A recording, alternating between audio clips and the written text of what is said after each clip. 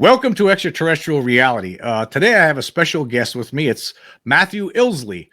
He's from East Midlands in the United Kingdom, and he's here to talk about the Calvine UFO incident from the early 1990s. And he helped Dr. David Clarke investigate this a couple years ago, and they came up with that famous picture. A lot of people believe it's the most famous UFO picture of all time. And just to point out that Matthew is he's a software. He works for a software development company. He has a degree in American history and literature. He didn't become involved. He didn't become interested in UAP until just 2021 when he got involved with the investigation into the Calvine UFO incident, along with Dr. David Clarke of Sheffield Hallam University. And they were successful in finding a single first generation print of the Calvine UFO photo in 2022. But the hunt also continues, as Matthew states, for the photographer of that picture and any remaining images that he might have. So, Matthew, I really appreciate joining me today to talk about this. So, what happened in 2021 that got you involved in this? And before that, you never had an interest in this before, previous. No. Thank you very much for having me on, Jim. Basically, it all stemmed, for me personally, it all stemmed from an article in a tabloid newspaper that popped up in my Twitter feed. And it remarked that the Ministry of Defense was going to withhold these photographs, allegedly, until 2076.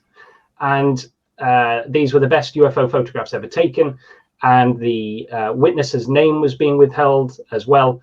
And it just struck me as in like, well, that's the full package, really. You know, if this is true, what's being said, there really must be something to it. I mean, why else would you need to conceal something for that long? And as it turned out, it wasn't wholly true, as so many of these things turn out to be. But what it did do, the witness's name was being withheld. That was a fact. Until 2076, but that is a generic sort of decision. The National Archives withholds all personal information in the UFO files for 100 years. Basically, it's called the 100-year rule. Anybody who's deemed to be an adult in any of these documents is deemed to be 16 years old if the age is not known, and then the information is withheld for a further 84 years from that point. The images themselves were missing. They had once been in the hands of the RAF and its photo analysts, but they were no longer on the file. The negatives were no longer with the MOD. And in doing so, in sort of looking into this and trying to see how much truth there was in this tabloid article, I came across Dr. David Clarke and began to message him. And he really was the one who sort of put me straight on this. And just by happenstance, he and I just had a back and forth over email and then telephone. And we just began to say, well, to ourselves, you know, is it worth looking into this? What more could we find? Could we get this guy's name? Could we find an image? And so on and so forth. And as I sort of mentioned, I stumbled into the rabbit hole of ufology, but through that was how it all began for me. And from there, he and I and a few others, we began to investigate the Calvine UFO sighting. And lo and behold, as you said, eventually we found the RAF press officer who'd been involved, and he, fortunately, for over 30 years, had kept a copy of the print. The first print that had been sent to the RAF by the newspaper involved, and it had been overlooked when presumably whoever had been tidying this case up and had wanted all this material to disappear, and he'd kept hold of it, kept it in a big sort of encyclopedia of the world's military aircraft. And when we came knocking, he eventually, after a number of months of umming and ahhing, he gave it to us and donated it to the Sheffield Hallam University archive.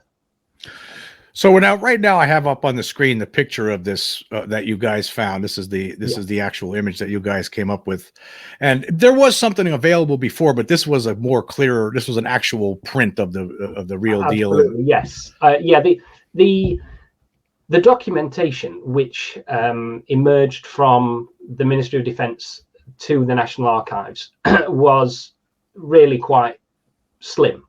There was only a couple of pages. There's a reasonable amount of detail in terms of what the alleged backstory is.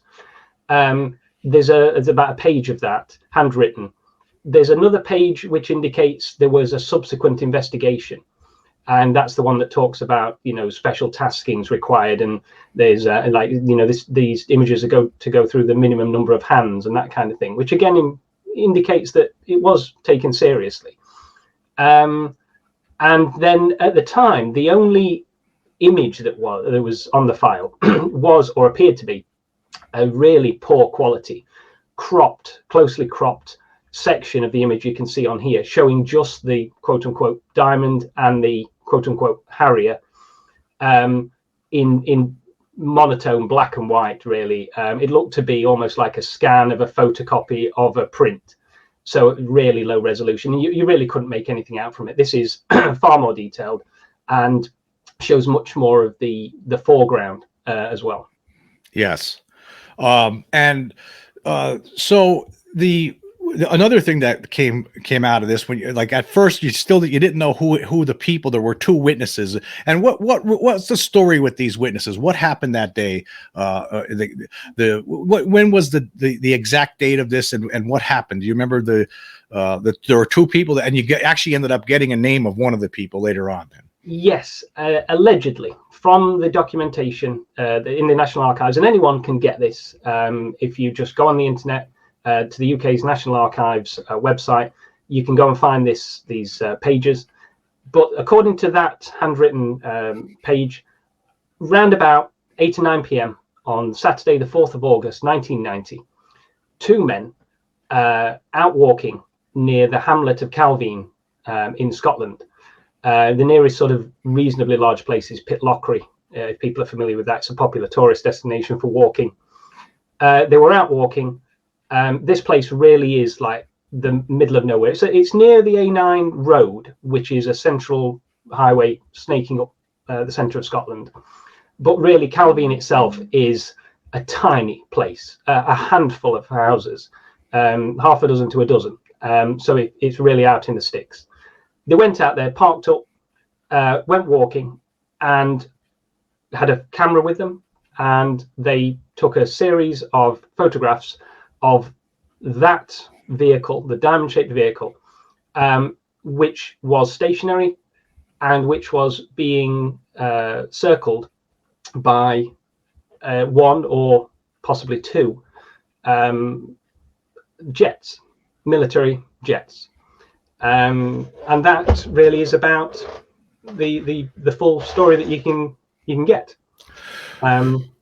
Well, didn't they not say that? Wasn't there, like, there is reporting that the thing, like, according to the witnesses, that the thing took off straight up in the sky at some point? Is that that's what the story says? Yeah, sorry, I'm just trying to think like what I've been told at various stages. Yeah, the witnesses describe this as a real, UFO, unidentified flying object. It remained stationary for a reasonable number of minutes and then took off straight up. And the various versions of events have come out subsequently. Some people claim, who were involved over the time, claim that it hummed, it emitted a hum. Others that it was silent. But everyone agrees really that it's an enigma. It was then, and it remains so today. So yes, and then now there were at some point there was the name of this one of the people, the photographer himself was Kevin Russell, and and there's been a search. How has that search progressed since that name? How did the name come up? How did you guys get the name? And then how has the search progressed to this point? That was basically a 32-year journey to finding that name. The MOD at the time put some real effort in, as far as we can work out, put some real effort into looking into these images. They took them seriously. They were sent to what at the time was known as JARIC, the Joint Air Reconnaissance Intelligence Center. I think I'm right in saying that. But in terms of the names of the people involved, they were both blacked out in the documents. But one of the people, his job title wasn't, and it said, RAF press spokesman. And there was likely only one of those at the time in 1990.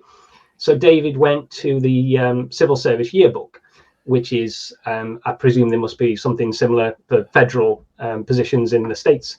And this lists government employees, senior ones, and they keep copies of it. And for the 1991, it transpired that the RAF press spokesman for Scotland and Northern Ireland was Craig Lindsay. So we got that name in that way. And from there, I went hunting online, and on Facebook, there was a picture of Craig Lindsay. Was a relatively common name, so we couldn't do it that way. But on Facebook, there was a picture of sort of a graying-haired man with glasses sat in the cockpit of a jet. And I thought, well, that's got to be our man. I sent that information to David. David made contact with him, and at first he was he didn't really spill the beans immediately. It wasn't sort of a hallelujah moment, but he did say that yes, he had been involved. Yes, he had spoken to the witnesses. He hadn't sort of remembered what their details were or anything at that time. He had never met them. He had at one stage kept his notebooks in which he would have written down this information. But he said he destroyed them a few years earlier, unfortunately, because he just thought, who would want to ever see the notebooks of a retired RAF press spokesman? That was a real shame. However, what he eventually did acknowledge was that he thought he'd kept a copy of the print. And lo and behold, over the course of several months, various sort of back and forth, David eventually went with a YouTuber who's been part of the team, Vinnie Adams, and they went to Scotland and they met with Craig. And I believe they met him at the house of another guy who's been involved, Giles Stevens, who lives locally. He lives in the next village to Calvine. And Craig handed over the print. Perfect condition, been kept flat, been kept temperature controlled, as it were, just there. Yeah. That's the image you've shown. And on the back of that, in red ink, someone, presumably at the Daily Record, the newspaper that the photographer had sent the negatives to, had written the name of the copyright holder, which was Kevin Russell. Yeah, and here's a picture. I have a picture here that of Kevin, and I'll share it here so people could see what he looks like. This is the person that if we had him to talk to, we might be able to learn a little bit more about what this is all about. Well, honestly, the more this case, it really does just keep going. We got this picture. Giles Stevens went and looked up, because at first we were totally unsure. Kevin Russell. We went and as soon as we got the name, we went straight on the internet. And we at first we were thrilled because, oh, fantastic, we've at last got the name. And then on the other hand, we were sort of thinking to ourselves, Kevin Russell must be a common name. Russell in and of itself is a common name. So we were a little bit deflated by that, but nonetheless, we went and looked. We thought we found Kevin Russells all over the place, and we convinced ourselves at various stages we've got the guy. It must be this guy. Especially at the start with, we found a guy who was Scottish, liked hill walking, was online and stuff like that. It was like, this is our man, and then, no, it didn't. He turned out to be about 20 years too young.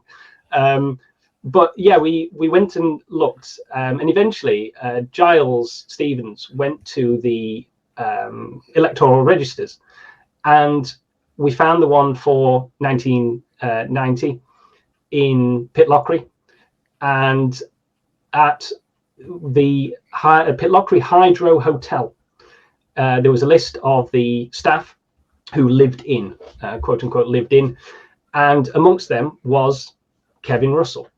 And that sort of telling you that in a couple of sentences really shrinks down weeks and weeks and weeks and months of effort. We'd been told various hotels We'd been hunting around all over the place, dead ends, any number of dead ends. And then we eventually found him there. And in finding him, we also found, a series of colleagues. And it was one of those colleagues who supplied this photograph. It was a lady who had worked in the hotel alongside Kevin, remembered him, and said, she was speaking to me on Facebook again, I might have some photos from that time, she said. I was like, well, that'd be absolutely outstanding if you've got any Kevin you could share with us. And she said yes, and she went away, and she came back a few days later and sent me this, and it was like, wow, that's outstanding. We've now got the name and we've got a picture. However, it's not as clear cut as it seems, because she and another man who worked at the hotel, who also remembered Kevin, both agree with each other that that is Kevin Russell, and he was from Falkirk. He worked at the Pitlochry Hydro Hotel very briefly before returning to Falkirk to live with his mother, and he was a keen Falkirk Football Club fan. Unfortunately, two other people whose names were on the electoral register as living in at the hotel say they don't recognize that man. They knew Kevin Russell, and that's not him. And they both say that Kevin Russell lived in Glasgow with his mother, and that he did work at the hotel very briefly, and that he returned to Glasgow to live with her. So we have these curious parallels whereby Falkirk and Glasgow, in a national sense in terms of Scotland, really aren't that far apart. They're very, very close to one another. So you could imagine that in people's memories, one gets conflated with the other. That's would be relatively easy to do. He lived alone with his mother. They all seem to agree on that. He worked at the hotel very briefly. His name was Kevin Russell. However, 2 of the 4 say that's him, and 2 of the 4 say it's not him. Wow. So we were, mystified. Really, we did not know what to say about that. So we went hunting in both locations, and again came across like a series of Kevin Russells. There's a great website called Scotland's People. If anyone's inclined to go and look on there, you can see all the Kevin Russells there've ever been. And Kevin, the name Kevin itself is a curious forename, in the sense that it was really popular for only a short period of time. Russell obviously is ubiquitous. There's thousands and thousands of Russells, and I know that from personal experience, because I contacted every Russell in the county that Pitlochry's in with to no effect. And that was a curious thing initially, because we just thought, how is it possible that there's every Russell that we could find in every phone book and on Facebook and on the internet, and none of them know this guy? And then it transpired that he wasn't from Pitlochry. He wasn't a local. He'd moved to the area for work. And then moved back home again, wherever home might actually have been, one of these 2 cities. But over time, I think we've narrowed it down to one of 7 men. And that's a lot. That's still a lot. It's still a lot of men. You really can't believe there's this many Kevin Russells knocking about.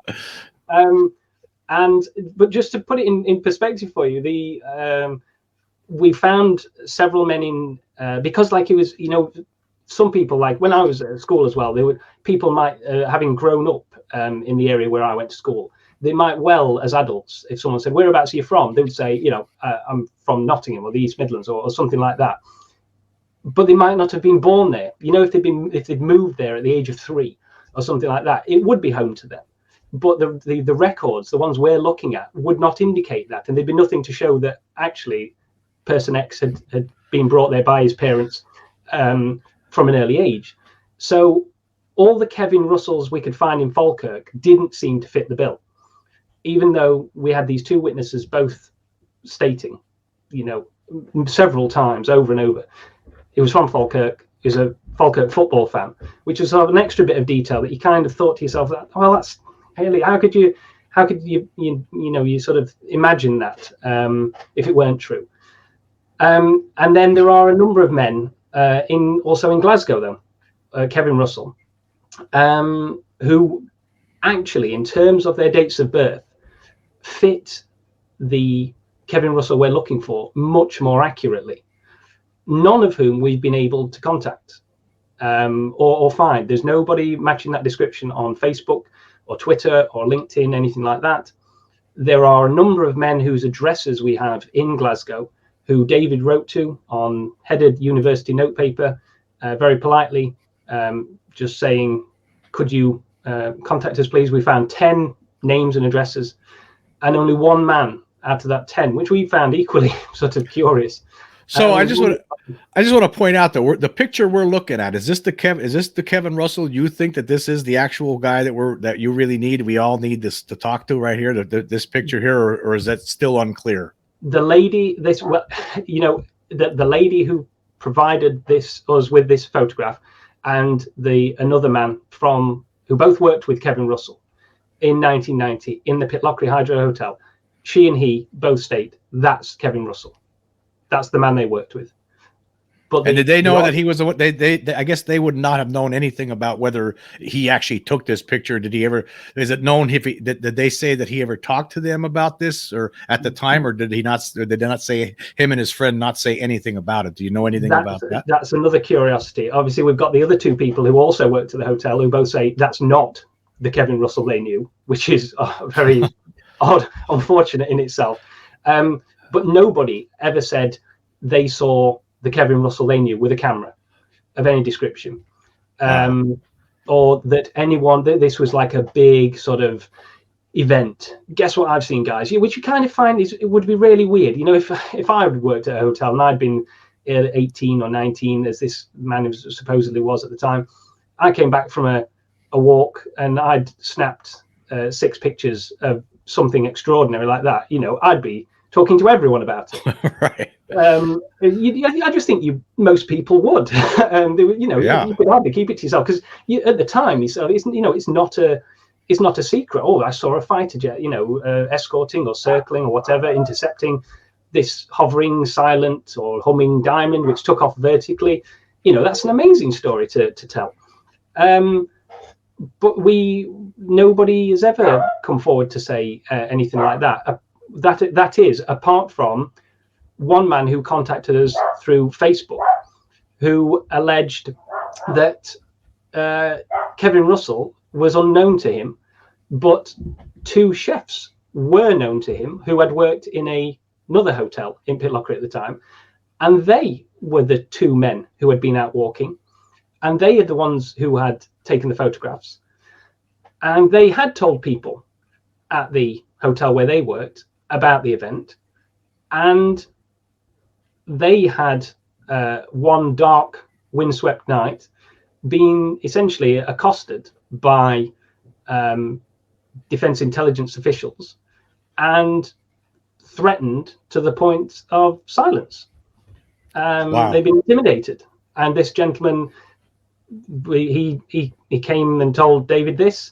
He said the 2 men, he couldn't really remember them, because another unfortunate aspect of this case is that we're dealing with people who worked in hotels and hotel kitchens and stuff like that, and by its nature, for many people who do it, it's transitory work. They do it at one hotel for one season, another hotel hundreds of miles away for another season. They might stop doing it after a couple of seasons and sort of vanish. But this man came to David and just laid out this alternative story, whereby it was James and Ewan. He couldn't remember the surnames. One of the men he said he knew had died subsequently, which would explain a lot in terms of our failure to contact him. And the other man had returned to his home soon after getting this sort of roasting from these spooks. And his home was on the Western Islands off the coast of Scotland. The names weren't Kevin Russell, none of these guys? No, James and Ewan. James had died. He'd been particularly badly affected by his encounter with military intelligence, apparently.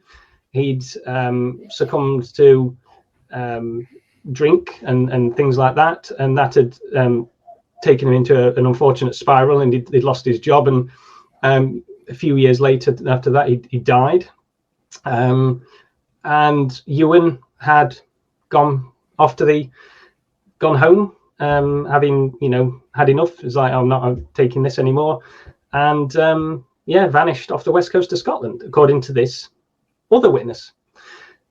Now we now have these competing theories, these competing narratives, I guess I want to point out the importance of getting this person, if you were to identify the photographer, whether it's the picture, the gentleman in the picture that we just had up on the screen, whose name is Kevin Russell, or if it's one of these other Kevin Russells, perhaps, or if it's one of these other two guys whose names weren't Kevin. Yeah. If it's one of these, so somebody out there in this world took that picture, and if we were able to find that person, what would that, we would hear it from the horse's mouth. I guess that's the important thing that we'd be talking about here. We would actually hear from the horse's mouth what happened on that day in 1990. Yeah, absolutely. We would love to hear from the Kevin Russell or the Ewan, whoever, whatever his surname might be. We have that was really, again, the more we've learned, the more mysterious it gets. We got that photograph and the name and the story and all the rest of it in a Scottish national newspaper, the Daily Record, again. The chief journalist was really kind to us. He put it all out for us, and he also stated to us that in his long experience of being a journalist, he had never known a case in which a story had shown a person's photograph and name so prominently and asked for contacts and information and received nothing. Not one person came forward, despite this being essentially it was on the front page. There was a little banner headline on the front page, and the main story was a double-page spread inside. Scottish national newspaper, really well read, and not one person ever contacted that newspaper to say, I went to school with Kevin, I went to college with Kevin, I went to catering college, I socialized with him, I worked with him before or after this. Nothing. Yeah, you would think that somebody somewhere in the world would have saw. I mean, this picture's been all over the place by this point. It's all over it's international. So I mean, you think somebody would step forward and say, "Oh, I know that guy. I remember Kevin Russell," or some family member or something. So if somebody, we could at least get that. I mean, I guess it's important if we could just find out, if we could just locate this guy, this one guy, just either find out if he was the one who took the picture or not, and then you could move on with the rest of the investigation, maybe determine the real person if it's not this guy. Yeah, one way or the other. Yeah, absolutely. And we just have been unable to do it. We like we say, we don't. Is that Kevin Russell? Is that the right Kevin Russell? Is it not Kevin Russell, and it's just a misremembrance by these two people? We just don't know. But it seems it almost seems impossible. Like, for example, if you or I were featured so prominently, and the newspaper said, we'd love to talk to Jim Clarke or Matthew Illsley, and I'm convinced that people I went to school with or university with or worked with one of them at least would contact the newspaper and just say, I don't know, might not know where he is now, but I did go to school with Matt, and these were his other people we went to school with. They might know, that kind of thing. You'd pull on a thread and you would get more people as a result, like we did with the electoral registers. But nothing, absolutely complete silence. Yeah, I mean, I guess I find that I would find it hard to believe that, I think, I mean, I'm sure there are some people in this world who have nobody, they have no family, they don't have any friends. I mean, for whatever reason, and maybe somebody wouldn't be able to recognize somebody, but I even find that's hard to believe. There has to be some interaction. There has to be somebody out there who knows that picture, who knows the person in that picture. Yeah. And you haven't had that yet, and it's been out. How long has that picture been running? Over about a year? Yeah, over a year. Over a year. Yeah. The only thing we know about Kevin Russell is that he was Scottish. He worked at the Pitlochry Hydro Hotel or he's on the electoral register he's on for 2 years, 90 and 91, which means that he registered late 89, late 90. I think it's October that registration takes place. And these people worked with him, and that's it. We don't know where he came from. We don't know where he went to.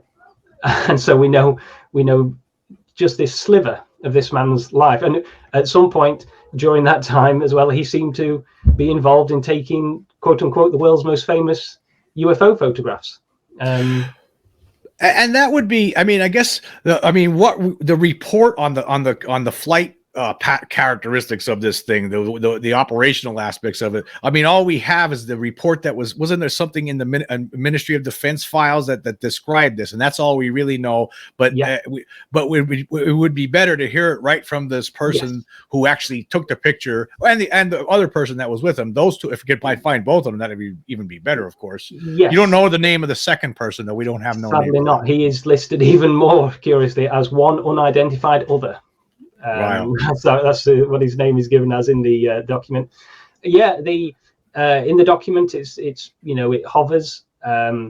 It's circled by this plane. It flies off vertically.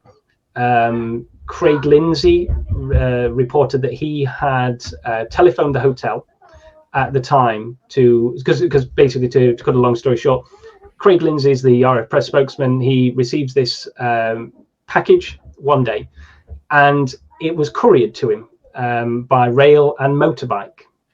It was very unusual because ordinarily, people would just put things in the standard mail. Yeah. But this was really fast. They wanted a comment, and they'd phoned him up and said, "We've had this UFO sighting," and he was just, this was a long line of, it's in the Bonnybridge Triangle area of Scotland, which is famous for UFO sightings. So he just kind of thought, oh, well, this is just going to be another furry light in the sky. And the guy on the phone from the Daily Record said, no, this one's a bit special. And he said, well, I can't comment until I've seen it. And they're like, we'll get it over to you then. So then, quick as a flash, they couriered this one image to him. And they said this was the best of the 6. And he took one look and said, well, that's interesting. It's a bit out of the ordinary, and it's not something you see every day. And he apparently, according to him, he went and showed it around the office, and some people were just, oh yeah, you can't be taken in by this nonsense. It's whatever it looks like, it's not. So just do away with it. But nonetheless, it was his responsibility. So he typed up all the information he had, and that document is nowhere to be found. And because it was 1990, he faxed it to London, MOD main building in London. And his office didn't have a fax. There was a fax room solely for this machine. He had to walk down the corridor to it. And this was one of the best bits that I like about the story. He said before he could get back to his office, he faxed it and then began to walk down the corridor. The phone was ringing. And when he got back, sat down, picked up the phone, it was the MOD in London saying, where did you get this? And that's really sort of really hit home when especially when Craig was telling us about it, because you kind of thought that sort of speaks volumes. And he just said, it's been sent in by the Daily Record. They wanted a comment, and they're like, we want the information, we want the details. Unfortunately for us, the Daily Record was only too keen to provide the negatives. They sent the negatives to the MOD. So that's something that people interested in ufology shouldn't sort of just never do that. Never send the negatives in. And they were never seen again. According to the MOD documents, they were returned to the Daily Record, but according to the record, they have no records. They digitized their entire photographic archive some years ago, and they destroyed everything that was like a physical print. And they said if it's not in the digital archive, then it's nowhere.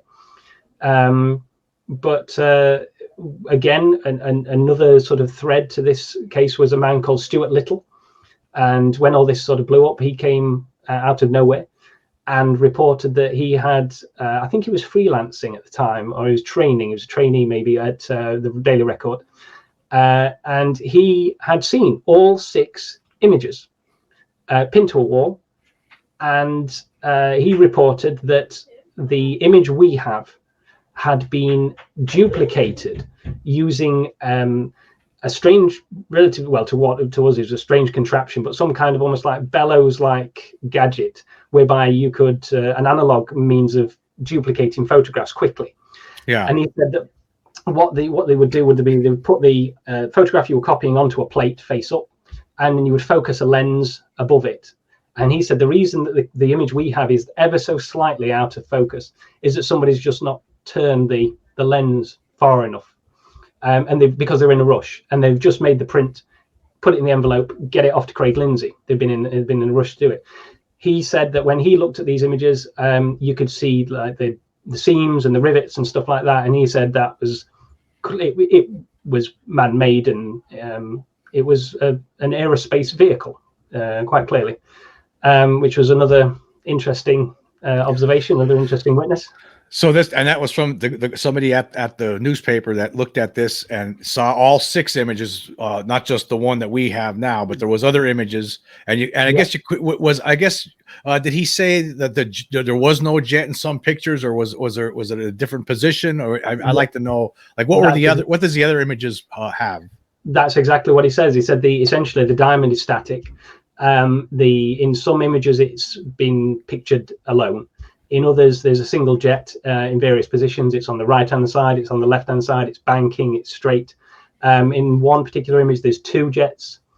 And that's, at the time, he sort of, just as an observation, it's, oh, that's interesting. And nobody really gave it any thought, because it was almost like a trash can wall type stuff. This is stuff that they pinned up that wasn't going to be used, hadn't been used, and was just a curiosity. So when push came to shove and they needed the space, presumably somebody just took them down and put them in a bin. And that was so. And that is one story there that we hear that you just told, the clarity of the original picture. If you had the negatives, the clarity would make one think that this must be man-made, because I see rivets on there. I see this looks like it was manufactured by humankind.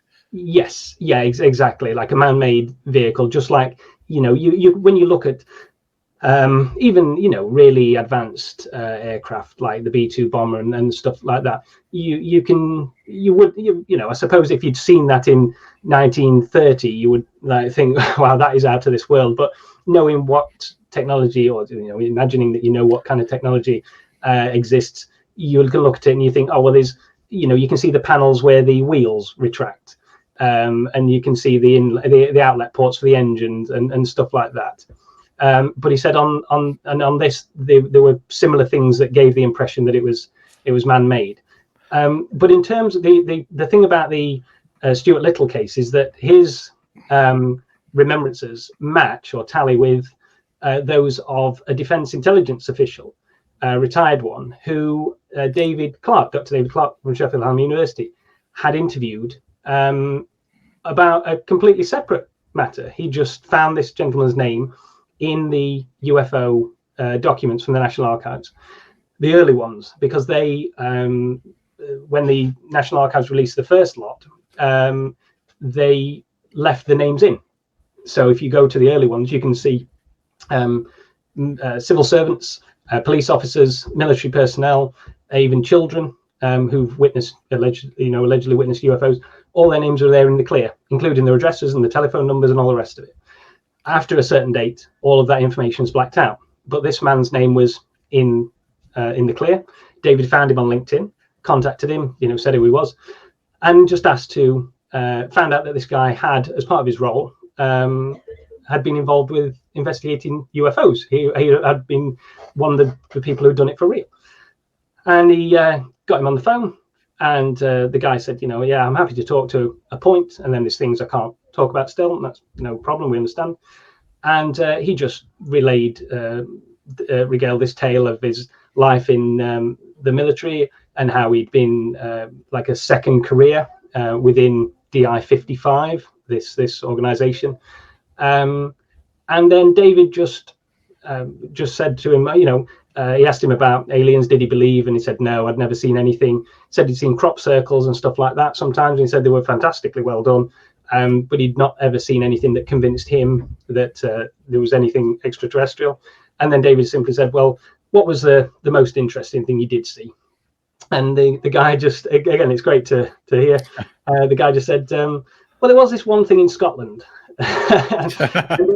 and then proceeds to just talk through the Calvine case. Yeah, I flew up to the Edinburgh airport, and then I went out and I met these two guys, and we got the negatives, and we spoke to them, and they'd been out hunting or poaching deer, according to this guy.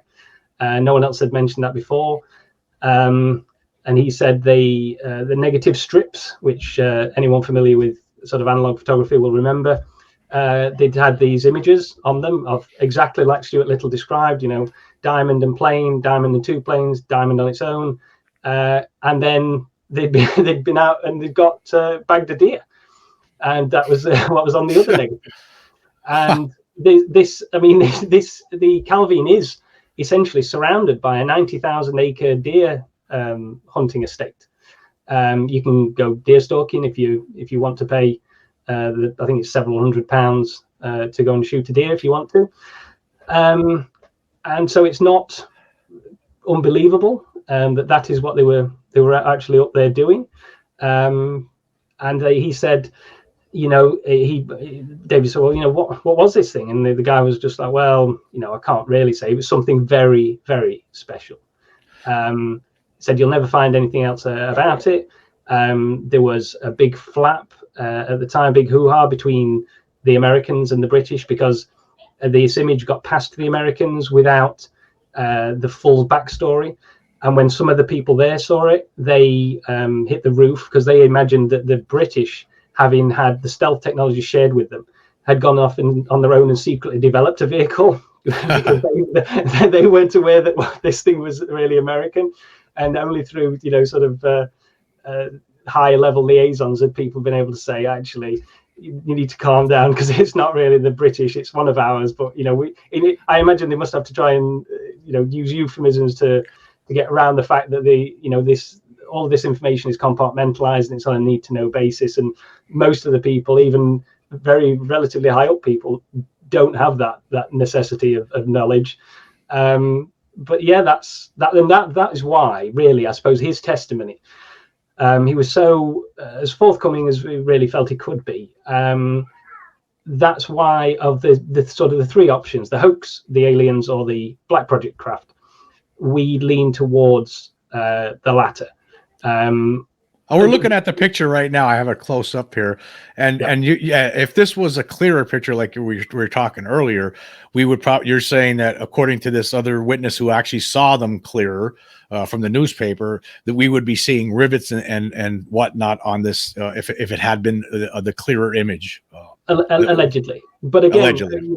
Yeah, I mean, we have to caveat that, because this guy was, Defense Intelligence 55. These are the guys of the real deal, investigating the Russians. This guy had got a background in the military. He really knew his stuff. But you never know what he was being told. It was the stuff that he was told the truth, the whole truth, and nothing but the truth. So for all we know, and even then, you suppose you could argue the toss and say, well, this is a Black Project aircraft derived from crash retrievals. And they'd leave that piece of information out for obvious reasons if that was true, because it really does look nothing like anything that anyone's ever acknowledged, and despite the fact that it was photographed in 1990, it looks like nothing since. Truth be told, there are UAVs that are chevron shaped and that kind of thing, but it's quite clearly a diamond. A diamond, a rhomboidal hovers and all the rest of it and takes off vertically like that kind of thing. It really defies explanation. But one of the additional pieces of information that the DI-55 witness offered was that these things had come out of Machrihanish, this ultra secret base, allegedly maybe housed nuclear weapons, definitely had Navy SEALs there, was run by the Americans, albeit it was the US Navy, albeit it was on the west coast of Scotland. And they had these vehicles, and they had obviously been developed apparently to infiltrate the Soviet Union. It was still, the Cold War was ongoing at the time, coming right near the end. And he said that vehicles similar to this one had overflown the Low Countries, Netherlands, Belgium, that kind of thing, in testing, and that they had lasers or something on the bottom. Sounds very much like LiDAR, if people are familiar with LiDAR, this ability to like map, laser mapping, three-dimensional laser mapping. He said that in 1990, these things had been sort of around that period, these things have been sent over the continent to be tested. And that's where the Belgian UFO wave comes from. If people are familiar with that, you can go and look that up. It's really interesting. And there are, in most instances there, the witnesses, hundreds and hundreds of people. And you sort of think to yourself, like, how can so many people realistically be hallucinating simultaneously? No. And it just doesn't seem credible, that claim. They reported seeing these bizarre black hovering silent triangles. However, a couple of witnesses, one in particular, reported a rhomboidal diamond-shaped vehicle doing the same kind of thing. And so again, that there's just these circumstantial evidence, really, I suppose that's the best we can put it, that indicates that there really is something to this. One other feature that sort of lends credibility, I suppose, potentially, is also that the fact there was, in the year 2000, there was released what's known as the Condign Report, CONDIGN. If your viewers are interested in that, it's a report on UAPs by the Ministry of Defence, completed over the course of about 3 years at a cost of £50,000. Again, by a really respected PhD guy.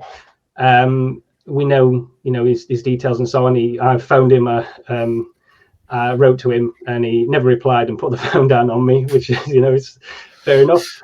And he concluded that UAPs were essentially buoyant plasmas for the most part. That was his conclusion. But again, he was predisposed to saying his conclusion was written first, and then the report was drawn afterwards. So putting the cart before the horse, really. And his conclusion was that DI-55 should get out the UFO game because there was nothing to it. And then his report was written to justify that. So, you read into that what you will. But one aspect, one particular chapter is on Black Project aircraft. And there are several sections of text which are all X'd out. And there's one particular image which is absent. And all of these are for, under the UK's FOIA, Freedom of Information Act, they're under sections like 24, 26, 27. It's international relations, national security, etc., etc. I've currently got a FOIA request in with the MOD. The first stage, they denied it. These things, despite being a quarter of a century old, I said, can we, it's almost a quarter of a century. Can we see that picture and see what's under that blacking out for that text, please? And they were just like, no, our relationship with the Americans is too important, and national security, we don't want to advantage our, international rivals and so on. So I've appealed. I don't imagine for a moment that it'll go anywhere, because they hold all the cards, really. Yeah. But there's something under there, and the document admits, the Condign Report admits that Black Project aircraft, which have never been acknowledged, have been mistaken in UK airspace for UFOs. I believe that. I believe that there's a lot of cases where Black Project aircraft most certainly is mistaken for extraterrestrial craft. But I guess the whole problem comes down to, that happens. There's no question. There's most certainly a great percentage of UFO sightings, I believe, probably 90% or better, right? That's where I'm at with it, or could be explained, and it could be top secret military craft. And the Calvine incident could be some top secret military craft. There's no question about it. But there is most certainly, as far as I'm concerned, there's most certainly a presence here beyond, in addition to all of that stuff. And it could turn out. I'm with you. I think it could be military, but it could be extraterrestrial. We just don't have enough, I don't think, with Calvine. It's a mystery that's really that we feel like. I feel like we're close to getting that something maybe, but it just seems at the same time it seems far away, and that's what I feel. yeah, a mystery that becomes more mysterious the more you know. Well, isn't it? Well, there was another mysterious aspect to this too. We're getting back to the Kevin Russell situation. Wasn't there somebody named Kevin Russell who's working for the Ministry of Defense on top of all of this? Well, again, yeah, exactly as you say. In our research, we scoured the internet, and it's surprising what turns up when you use different search engines in different ways, and you put stuff in quote marks and stuff like that, and you spend enough time typing Kevin Russell or Kev Russell or K Russell or Russell K into any search engines, you get different hits. And lo and behold, on one of them, on LinkedIn, there's a profile, there's no picture, and there's very little detail. It's as sparse as it can possibly be, and it states that Kevin Russell currently works as a photo analyst at I think it's the Joint Fusion Center, but that is the renamed JARIC. So there's a Kevin Russell as a photo analyst who works at the base where the Calvine photos were originally sent for analysis, which is. I mean, what are the odds? What are the odds? Well, this is what comes into my mind when you told me that. Like, I know it's probably not true, but maybe it is, right? But I have this crazy idea in my head, this conspiracy. All of a sudden, I think, well, maybe he took the picture, and then they okay, hey, just keep your mouth shut. We'll give you a job working for us. Yeah, that's what you think. I know it's probably not true. It sounds insane, but No, absolutely. We have had that exact same set of thoughts, and. You're not alone, Jim. We were just like, what better way to keep a man quiet than to make his mortgage payments reliant on his silence? This I messaged. We looked. We did find like a Kevin Russell in the local area around the base, and he found his wife. What we think is his wife, and I messaged him through LinkedIn, and I said. We're investigating the Calvine UFO sighting. We've got the photograph, etc., etc. And obviously, you're thinking to yourself, this guy works for the military. It's not going to say anything. But he replied, wow. but he gave such an odd reply. Really, he said, "Let me get this right. I think the exact words were, I have no recollection of being in Scotland in 1990." And that was just, it was such a sort of a politician's answers, and there's something to this, but I'm not really going to tell you. Are you the Kevin Russell who took this picture? No. That would be the obvious, straightforward response. But I have no recollection of being in Scotland in 1990, and that was just like, wow, that's who knows? Who knows? I mean, really, I replied again, and he didn't respond. So we've left him alone. We don't have anything else to go on. Another person through Twitter believes he found the Kevin Russell, that he was a Liberal Democrat councillor somewhere, and I think his wife had been on a TV series in Britain whereby people invite you and 4 other people cook for each other Monday to Friday. And they film it with a really sarcastic narrator, sort of mocking everyone who's involved. And the day that she cooked, and they were all sat around to dinner in this show. This is the wife, is missing. That episode is missing from YouTube or something like that. And this gentleman is convinced that something is said or something is shown. Maybe the Calvine prints on the wall, that kind of thing. And it's a clue. And I mean, again, the gentleman who on Twitter is himself convinced that that is the Calvine Kevin, showed me pictures of him, multiple pictures of him, and he's white, he's the right age, he's got dark hair, he's put a bit of weight on, and obviously he's old, much older. It could be, but then if you were to go on Facebook and look up Scottish Kevin Russells, the number of white men of a certain age with graying, who are a little bit overweight is numerous. There's loads of them. We got to the point where we were looking at earlobes and we were zooming in on earlobes on some of these photographs. So, what does this guy from 1990? That would be the most desperate. We got to that point. So again, with a magnifying glass. Look at yes. Okay, this is like a match.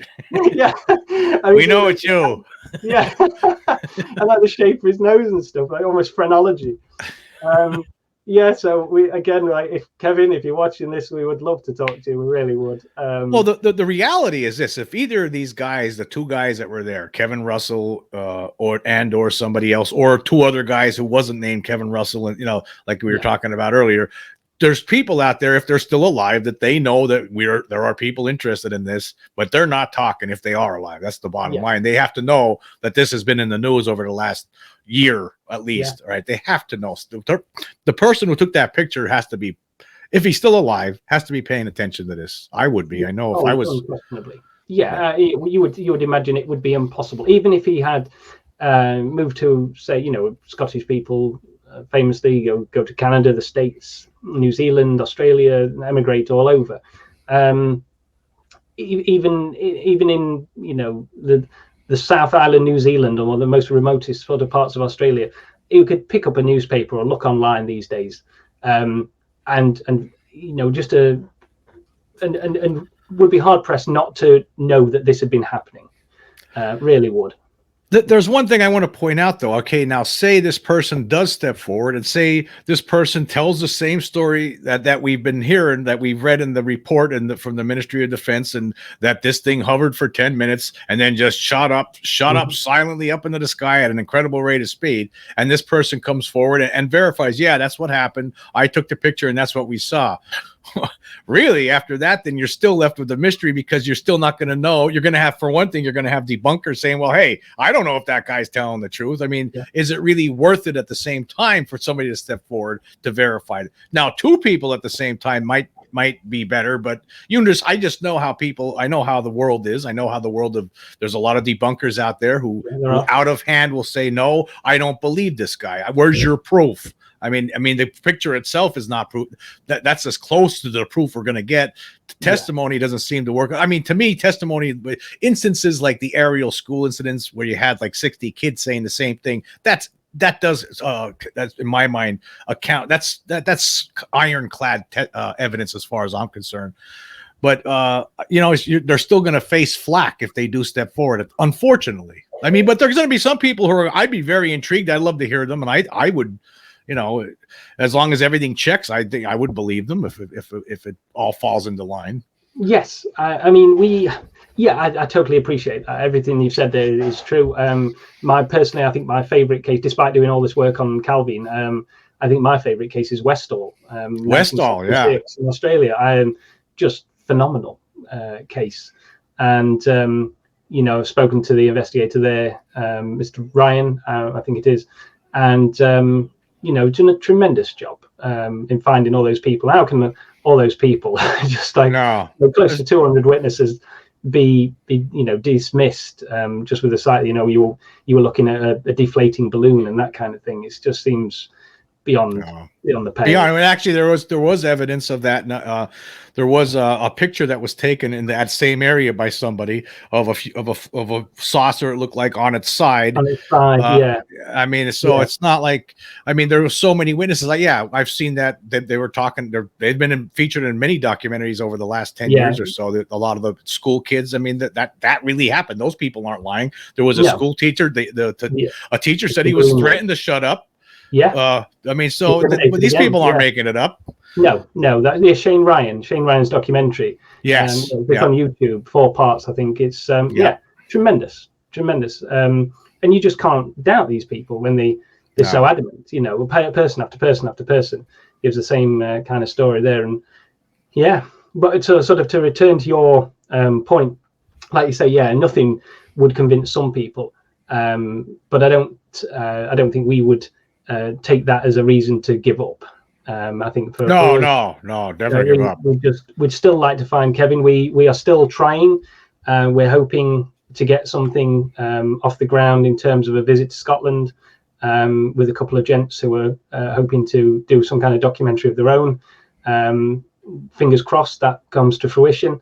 We'll make our way up to Scotland. We've got records to check. We've got doors to knock on, and we'll see what we can uncover through those methods. But it's not over. For unfortunately, with a lot of these cases, they're so old that all the witnesses are deceased, or people's memories as the age are not what they were when they were younger. But in this case, Kevin Russell, the only name we have, and the other person presumably would be of the same age, they'd only be in their 50s. And the thing is why, I mean, I'm sure that there's more. I mean, I'm sure that there's going to be more to the story than just their sighting. Something must have happened afterward where maybe they're told, hey, you can't talk about this, or something. Like, were they threatened? I mean, that would be another interesting aspect to learn. I went basically as far as you could go to get the name uncovered. I appealed to and it's called the ICO in Britain, the Information Commissioner's Office. They sort of govern privacy rights with these kind of documents, public documents. And I made a point. I said, look, we've got a credible ex-military witness alleging that these people have been intimidated by government employees. I said, that's a crime, surely, to threaten these people. That because the gentleman concerned said, David said to him, why wouldn't these people at the time have just hawked these photographs? If the record weren't going to print them, take them to somewhere else, take them to London and get one of the English tabloids to publish it. And the guy sort of just went, well, if it happened at the time, people were just told to go away and shut up. And if you do something that we don't want you to do, you might find yourself in a world of trouble.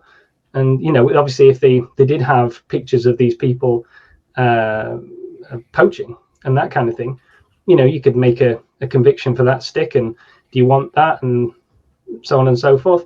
Or is it easier to just sort of bite your tongue and, like you've suggested, maybe take a job, or just go away quietly and forget you ever saw this thing?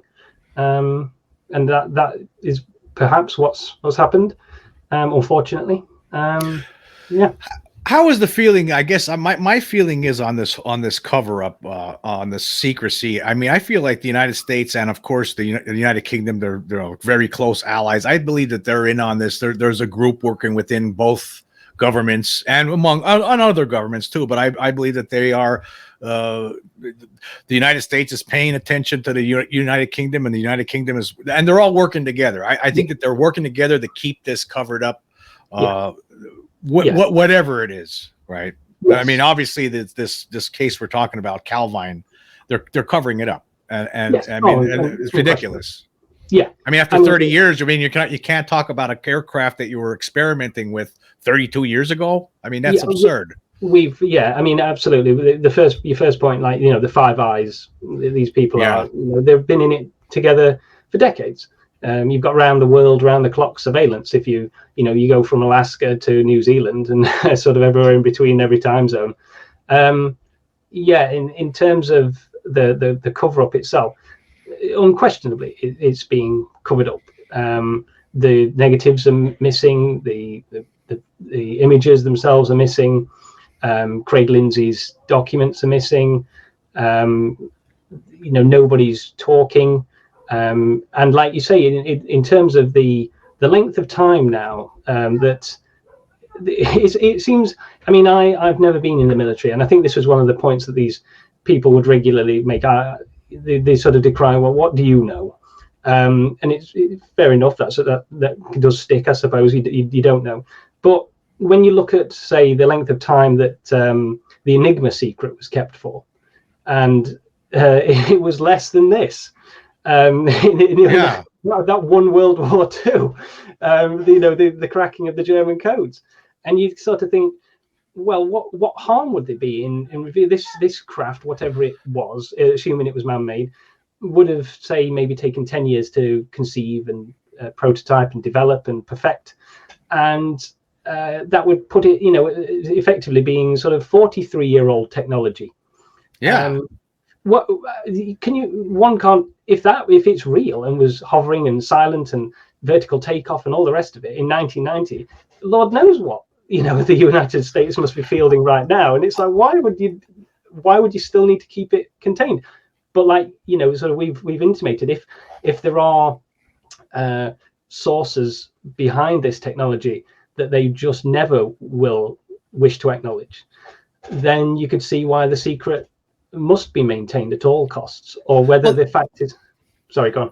I was going to say, I hear what you're saying, and I think that when you look at this, I mean, just to put it into perspective, in 1990, we were all watching CRT TVs. Nobody had the internet. There was no cell phones. There was nothing like we got now. So I can't imagine this antiquated. If this was technology that they were experimenting with 32 years ago, it's way antiquated by this point, right? I mean, it's that's because of this makes me think that it might have been extraterrestrial. I mean, that's where I mean, if you're still covering it up for all this time, well, why? I mean, it's junk technology at this point, right? I mean, that doesn't count anymore. We didn't have the kind of stuff back then that we got now. I remember living in those times, 1990. I knew what it was like. It was nothing like today. Absolutely. Yeah. I mean, like VCRs and stuff, and like rotary telephones and things. The VCR, try to rewind it manually sometimes when the tape got broke. Cassette tapes and stuff like that. Yeah, and I had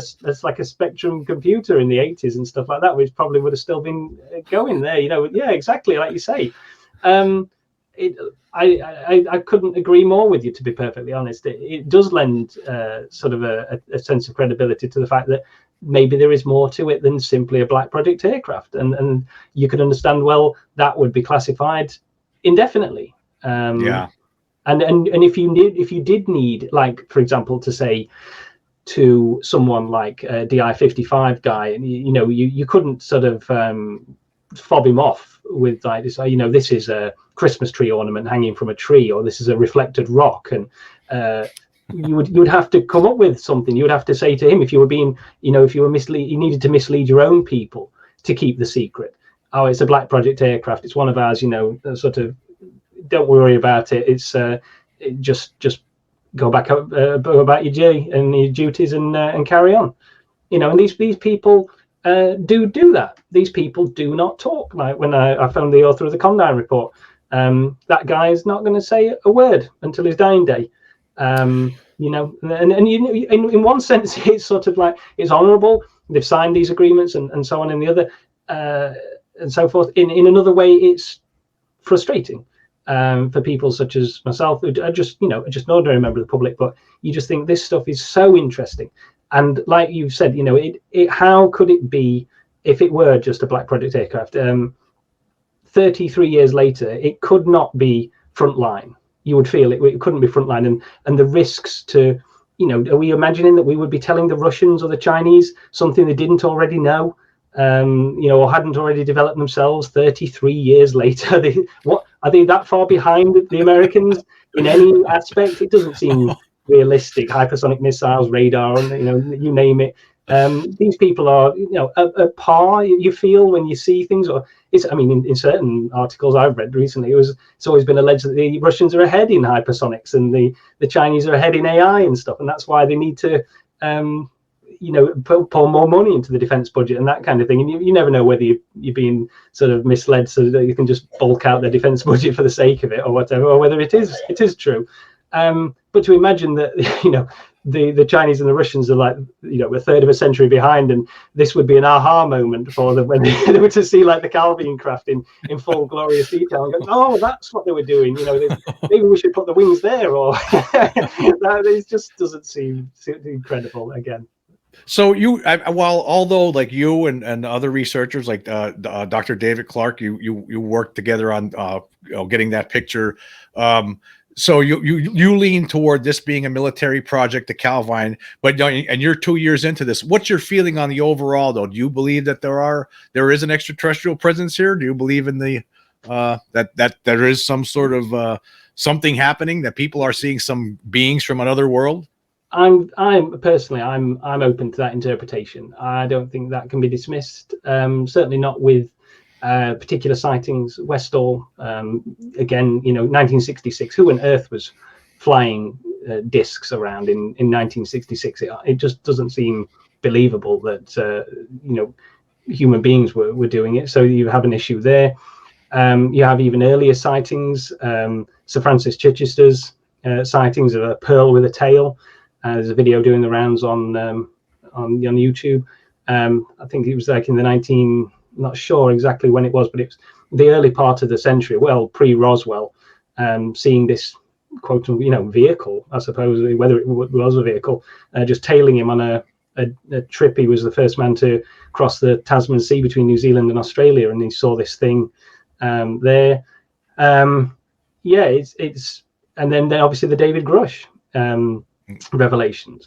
That for sort of people like yourself and me, there couldn't be anything better than a man to come forward and just go, I was tasked as part of the investigation, and I was stonewalled by the guys who were secretly concealing the bodies in the alien craft, and you're just like, well, that's jackpot. That could not be better. Tell me more. So I in a way it would be it's terrible in one sense, I suppose, if it is true. The fact that I know why they would have done it and stuff, military intelligence, national security, and not knowing how people would react and that kind of thing, which is fair enough. But you just think it's such a groundbreaking, life-changing for everyone. It would be such a life-changing moment for everyone, for that truth, if it is the truth, to be acknowledged. I mean, to be alive on that day. We are not alone in the universe. There are other intelligent beings out there, and they're also here. Wow, that's just, that's just drop the mic on news. It's like that is the day to remember, isn't it? Buy a newspaper and keep it on that day. So I'm open to that possibility. And if that is the truth, I would welcome it to be revealed. Yeah. Yeah, I welcome it now. I think I understand why the cover-up started in the first place. It makes sense to me in the 40s and 50s. Yeah. I mean, I think at a certain point, though, it was time. I mean, I know it's complicated. I mean, I think it's very complicated, more complicated than we could even. I think actually we're because it's still being kept secret. It actually makes the human race stupid. It leaves us in the dark when we should be embracing this, studying it, and looking at. I mean, everybody needs to be involved. The entire scientific community needs to be involved, and it's not involved because of this cover up. Yeah. I understand that whatever it is, even if it's scary as hell, everybody still needs to be brought into it. I think we're ready for that. And it's time to get over this hump. And it's also time to tell us the truth about Calvine, whether it's military or extraterrestrial or whatever. Let's hear that. I want to know the answer to that one already. Yeah. Here. Honestly, yeah, absolutely. Well, I want to say, Matthew, I really appreciate your time and coming on the show today and going over the Calvine UFO incident, among other topics that we went through. It was a great interview, and I really appreciate it. Thank you very much. You're very welcome. Thank you ever so much for having me on. It's been a pleasure.